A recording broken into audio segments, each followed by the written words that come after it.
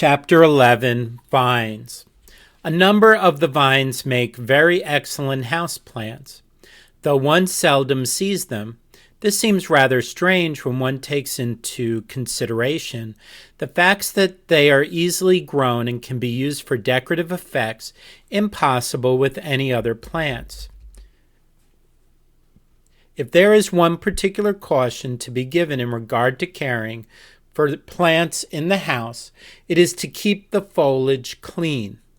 Naturally, a vine that runs up the window trim and may be halfway across the wall to a picture frame cannot well be sprinkled or syringed, but the leaves can be occasionally wiped off with a moist, soft cloth.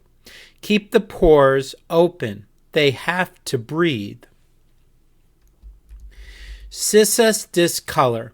This altogether too little known vine has the most beautiful foliage of any. The leaves are a velvety green veined with silver, the under surfaces being reddish and the stems red. It is a rapid grower and readily managed if kept on the warm side. New plants may be had from cuttings at almost any season. C. Antarctica is better known and easily grown. Clematis. This popular outdoor vine is sometimes successfully used as a house plant and has the advantage of doing well in a low temperature. Cuttings rooted in June and grown on will make good plants, but the best way will be to get at the florists 2 or 3 plants of the splendid new varieties now to be had. Cobia scandens. The cobia is sometimes called the cup and saucer flower. It is very energetic, growing under good conditions to a length of 20 to 30 feet. The flowers, which are frequently 2 inches across, are purplish in color and very pretty. They are borne quite freely. The cobia is easily managed if kept properly trained. As the plant, in proportion to the pot room, is very large, liquid manures or fertilizers are desirable. Either seeds or cuttings will furnish new plants. The former should be placed edge down, one in a 2-inch pot and pressed in level with the surface. They will soon need repotting and must be shifted frequently until they are put in 6 or 8-inch pots. Cobia scandens variegata is a very handsome form and should without fail be tried. Hoya carnosa, this is commonly known as the wax plant on account of its thick leaves and wax-like flowers, which are a delicate pink and borne in large pendulous umbels.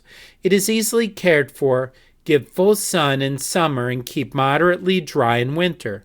Leave the old flower stalks on the plant. Cuttings may be rooted in early spring in pots plunged in bottom heat. The ivies are the most graceful of all the vines, and with them the most artistic effects and decoration may be produced. I have always wondered why they are not more frequently used, for they are in many respects ideal as house plants. They produce more growth to a given size pot than any other plants. They thrive in the shade. They withstand the uncongenial conditions usually found in the house, and are among the hardiest of plants suitable for house culture. And yet how many women will fret and fume over a Lorraine begonia or some other refractory plant, not adapted at all to growing indoors, when half the amount of care spent on a few ivies would grace their windows with frames of living green, giving a setting to all their other plants which would enhance their beauty 100%. The English ivy, Hedera helix, is the best for house culture. A form with small leaves, H. donarensis, is better for many purposes. And then there is a variegated form which is very beautiful. Large cuttings rooted in the fall will make good plants. Hedera helix arborescens is known as the Irish ivy and is a very rapid grower. The German ivy, Senecio scandens, has leaves the shape of the English ivy and is a wonderfully rapid grower and a great climber. It lacks, however, the substance and coloring of the real ivy. It is nevertheless valuable for temporary uses, and a plant or two should always be kept. Cuttings root freely and grow at any time. Manetia, this is a cheery, free-flowering little vine, especially good for covering a small trellis in a pot. The brilliant little flowers, white, blue, or red and yellow, are very welcome winter visitors. Cuttings root easily in summer, and the plants are very easily cared for, being particularly free from insect pests. Give partial shade in summer. Mimosa moscatus. This is the common musk plant, which, according to one's taste, is pleasant or the opposite. It is of creeping habit and has very pretty foliage. There are a number of varieties that, described above, is covered with small yellow flowers.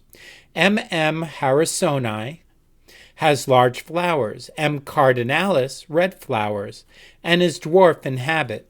M. glutinosus is erect in habit, with salmon-colored flowers very pretty.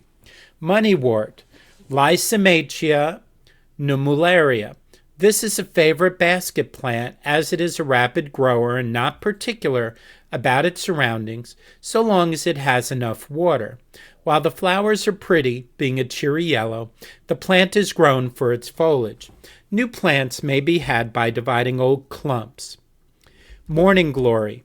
This beautiful flower is seldom seen in the house, but will do well there if plenty of light can be given. Neither vines nor flowers grow as large as they do out of doors, but they make very pretty plants. Nasturtium, another common summer flower that makes a very pretty plant in the house. Start seeds in August and shift on to 5 or 6 inch pots. There is also a dwarf form and other sorts with variegated ivy leaves that make splendid pot plants. Of the tall sorts, some of the new named varieties, like Sunlight and Moonlight, give beautiful and very harmonious effects. They will be a very pleasant surprise to those familiar only with the old bright mixed colors. Athana crassifolia, this pretty little yellow-flowered trailing plant, sometimes known as little pickles, is quite a favorite for boxes, or as a hanging or bracket plant. It should be given the full sun but little water in winter. When too long, it may be cut back freely. Root cuttings are the small tufts along the trailing stems in spring. Smilax, in some ways this is the most airily beautiful and graceful of all the decorative vines, and it is valuable not only for its own beauty, but for its usefulness in setting off the beauty of other flowers. It is very easily grown if kept on the warm side and given plenty of root room. Care should be taken to provide green-colored strings for the vines to climb up, as they make a very rapid growth when once started. The best way to provide plants is to get a few from the florist late in the spring or start from seed in February. New plants do better than those kept 2 seasons. Sweet peas. Of late years, a great deal has been done with sweet peas in winter, and where one can give them plenty of light, they will do well inside. Plenty of air and a temperature a little on the cool side, with rich soil, will suit them. Start seed in very early fall or in winter, according as you want bloom, early or late. There are now a number of varieties grown especially for winter work, such as Christmas pink, Christmas white, etc. 5 or 6 varieties will give a very satisfactory collection. The fragrant, beautiful blossoms are always welcome, but doubly so in winter. Do not let the flowers fade on the vines, as it increases the number of flowers to have them taken off. Thunbergia. The Thunbergia, sometimes called the butterfly plant, is the best all-round flowering vine for the house. The flowers are freely produced, average 1 inch to 1.5 inches across, and cover a wide range of colors, including white, blue, purple, yellow, and shades and combinations of these. Its requirements are not special. Keep growing on during summer into a somewhat bushy form, as the vines will grow rapidly when allowed to run in the house. It can be grown from seed, but cuttings make the best plants. Root early in spring, and by having a succession of rooted cuttings, blossoms may be had all winter. Thunbergia laurifolia has flowers of white and blue, T. fragrans, pure white, and T. macerensis, purple and yellow.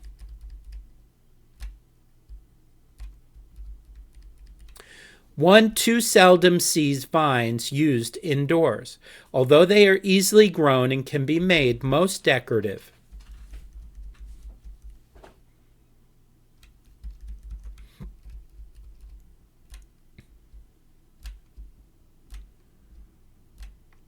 The crested Scot fern, Nephrolepis